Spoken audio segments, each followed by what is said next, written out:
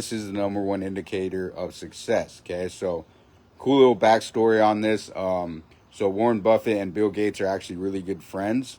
They hang out, and Warren Buffett, no, it was believe, yeah, it had to be Bill Gates' dad, was with them one time, and he said, I want you guys to write down, what the most important factor in success is that has been for you guys. And I want you to write it on a piece of paper. Don't talk to each other, whatever. And it's funny, we want to write one word, right? He's like, I want you to write one word on what you think the most indicator of success is, right? Tammy, what's up? Angelo, what's up? Whoever else is on here, say what's up. So the one word, so they both wrote the same word. Go figure, right? Two very successful people who both wrote the same word on this piece of paper. Like I said, didn't talk to each other, nothing. Never had a prior conversation about this, anything, right? Guess what that one word was? It was focus. Okay?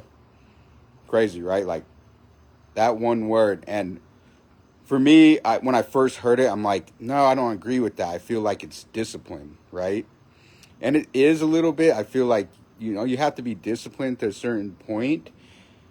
But sometimes people are successful enough where they don't have to be disciplined to do the things they love, right? They say that all the time, like, do things you love and you're never going to work. Like, that's a whole nother story. I think that's BS anyway.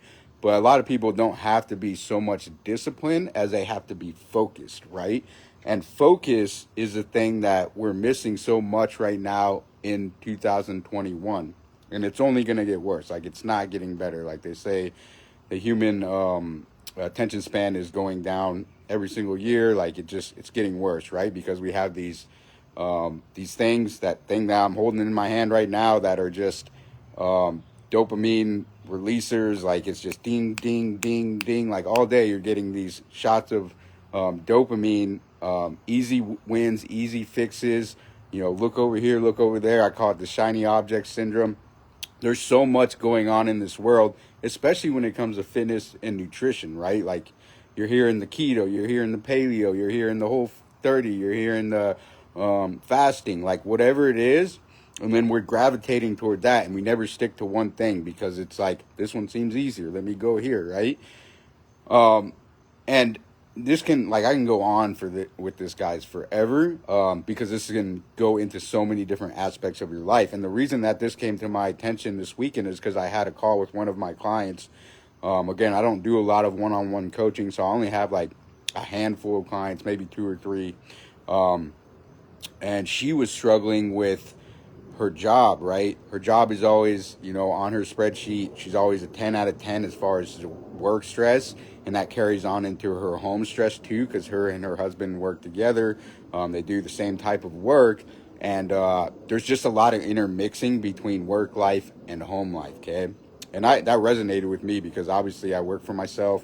I'm working at home.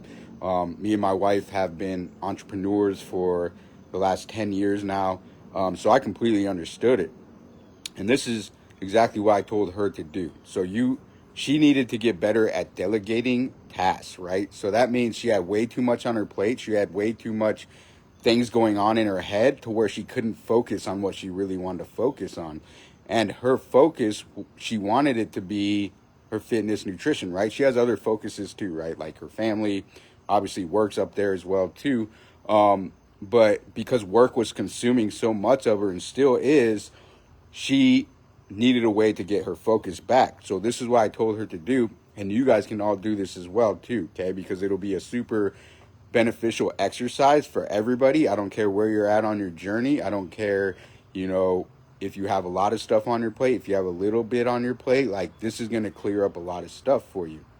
So you're going to write two things on a piece of paper, okay? You're going to write, basically you're going to write one list of everything that you do in your life that needs your attention, that is a priority for you. Even things that aren't a priority to you, like the little stuff, laundry, cooking, like all of these things that are going to take up attention in your space, in your headspace, right? You need to write all of those things down, and you need to make 2 lists. One's says 95% and the other says 5%. We call this the 5% rule. Your 5% is what you need to focus on, and everything else you need to somehow get off your plate or delegate to someone else, okay? And this is more of a business strategy type of thing, but it can be applied in your regular life, okay? Because even if you don't delegate, there are plenty of things on your list, guys, that you can take off right now, right today, that you go, is this even serving me? Is this even something that I need? Or could I find a better way to accomplish this same outcome without it taking up so much of my attention? So for her, because she's a realtor, okay, so it's like, she's just busy all day long. They make decent money. I told her, you need to go ahead and hire like someone to cook your meals for you, possibly do your laundry for you. Like, and here's the thing: is she in her head, she considered that to be lazy, right? Because she's like, well, I've always just been used to doing it all. And it's like, this is why you're where you're at. This is why you're stuck right now, is because you have all these things consuming your time and they don't need to be done by you specifically, right? And I told her, I said, there's plenty of 20-something-year-old that would love to cook all your food for you once a week for probably a couple $100 a month. Like, it's not going to take much, okay? And that might seem like a lot, like, damn, another bill, like 200, but like, is getting that off of your plate so you don't have to worry about it worth $200 a month, okay? Maybe $300 a month. For me, 100%, because now I can focus on that 5% that are beneficial to me, that are going to help me grow as a person, and going to get me in the direction that I want to go, okay?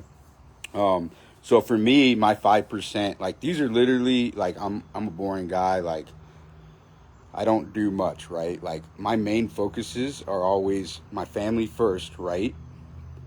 My second focus is my fitness, right? Because without my fitness, without my health and feeling great about myself, I'm not going to be able to serve you guys. And then my third is the business and you guys, right? Those are the three things that take up 95% of my mind space, right? But now, what if I was worried about cooking, laundry, whose birthday it is this weekend? What I don't even know, because I don't consider myself like a normal individual to where I'm doing all these other things. Some people be busy just to be busy, guys, and that's the worst thing you can do, because like being busy, like, why would you want to be busy just to be busy? Like, you should value your own time, your own space, the times that you're able to just freely think, maybe write things down, okay? So much of this is up here, guys, that if you're all scrambled up here, you're never going to be successful here in your body, right? Because it's taking up way too much of your mind space, okay? We can only allocate for so much stuff up here, right? And when we have a million things up here, like, you're going to fail at all, okay? It's like they say, the person that chases 2 rabbits catches none, right? You go for 1 rabbit, you're going to catch it. So that's a singularity, right? Focus, singularity, focus, right?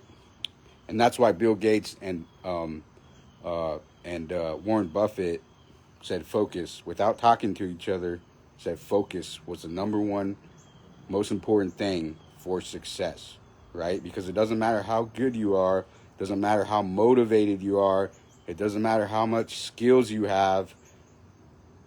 When you don't have focus, you're not going to be able to. There's geniuses out there that are way smarter than probably even those guys, right? There's people that's smarter out there than Bill Gates and Warren Buffett, but they haven't achieved a level of success because they didn't have the focus, right? And that's a very hard thing. That's where meditation really comes into play. What's up, Mindy? Good to see you on here. Meditation comes into play, because what meditation is doing, whether you guys know it or not, yes, it's stress relief, but the other thing is focus, right? And you can talk to Coach E about this, because he said the biggest thing he's taken out of me coaching him is the meditation, because he's scattered brain just like I am. And he said it helps him focus, it helps him de-stress, right? So when you meditate, your mind's going to go off into other places. This is why people quit meditation early, because they're like, I suck at this, like, I can't keep my... That's supposed to happen. But what you're also supposed to do is bring yourself back to your breathing, to your center. The more you practice that, the better focus you're going to have. my focus has improved 10 times. And I'm ADD without being ADD. Like, I was never diagnosed, but I got to be ADD. But when I started meditating and really practicing it every single day, I can tell when I'm not doing it because I'm all over the place again. But I can tell that it has improved my focus so much more, which is why I've been able to achieve the things that I've achieved up to this point. Okay, so remember that. Do that homework. If you do it, I want to see it. Send me a picture. You're 95% and you're 5%. Okay, what task can you get off your plate? What just things in general. It doesn't even have to be tasks. It could be things that take up too much of your mind space, right? Like maybe it's a person.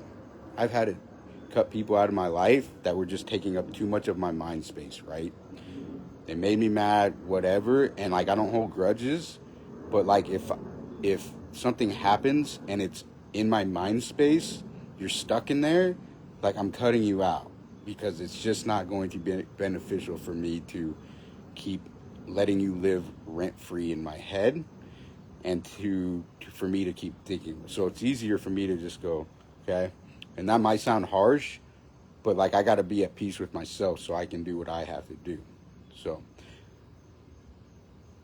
Mindy said she had ADD and it helps so much. Good. So I'm assuming the meditation. Cool. Well, I hope you guys got a lot out of that. Something I think everybody needs, especially in today's age. So do your meditation. Write down everything that you're doing that's taking up time and headspace. Okay, because time is your most valuable resource. Like, you don't want to just give your time up, right? So go through that. Write it down. Send me a picture if you do it. That'd be awesome. Otherwise, just think about it. What things can you eliminate off your plate or make more efficient or pay somebody to do that's going to be happy to do it? Like, there's teenagers, like, if I like mowing my lawn, but if I felt like my lawn was taking up too much, well, matter of fact, this is kind of an example of what I had to do.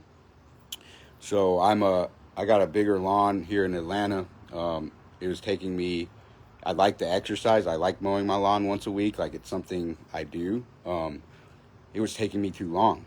And I never wanted a rider because I'm like, I'm not lazy. I don't want to, But then I started thinking of the more efficient mat, and I said, this is taking me like 3 hours to do every weekend. This is time that's taken away from my family, from other little things that I want to do. Yes, I like the exercise, but is it worth 3 hours of my time? And I said, no.